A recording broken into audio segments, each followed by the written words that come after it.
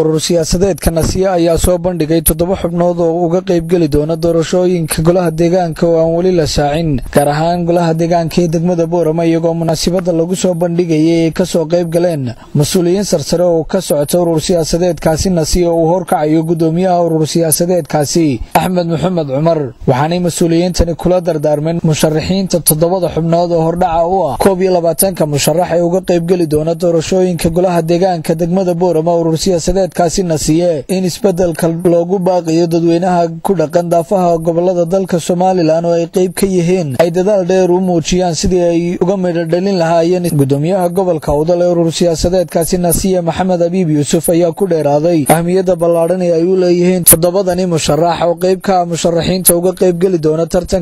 tartanka doorasho ee golaha deegaanka ee degmada Boorama urur siyaasadeedkani Nasiya magaalada Boorama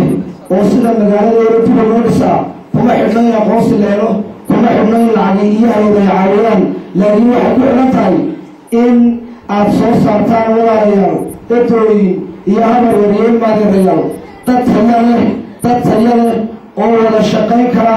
oo subscription-ka iyo cashuurta ururiyaan dad dalka ku dhisa inaad soo saartaan maanta gacanta ku haysataan inaad doorataan dad tayo leh xildhibaan indho iyo xildhibaan jirdo oo ka tirsanaa mas'uuliyiinta urur siyaasadeedkaasi Nasiya oo munaasabadaasi ka hadlay ayaa kula dardaarmay musharaxiintani gudoomiyaha urur siyaasadeedka Nasiya Axmed Maxamed Cumar ayaa isaguna dhankiisa soo dhaweeyay musharaxiintani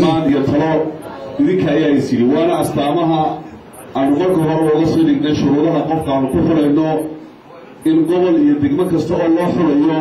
golo deegaan inuu noqdo qof ku dayasho leh oo xaq diineed xaq aqooneed xaq mujtamac noqon kara qof bulshada ku dayasho leh oo ay hadhow bulshadu ay tilmaan ka dhigan karto oo karto waa ninkaa hebelay aynu dooranay nin fiican buu ahaa waxaasuu inoo qabtay edaabtaasuu lahaa aqoontaasuu lahaa diintaasuu lahaa u noqdo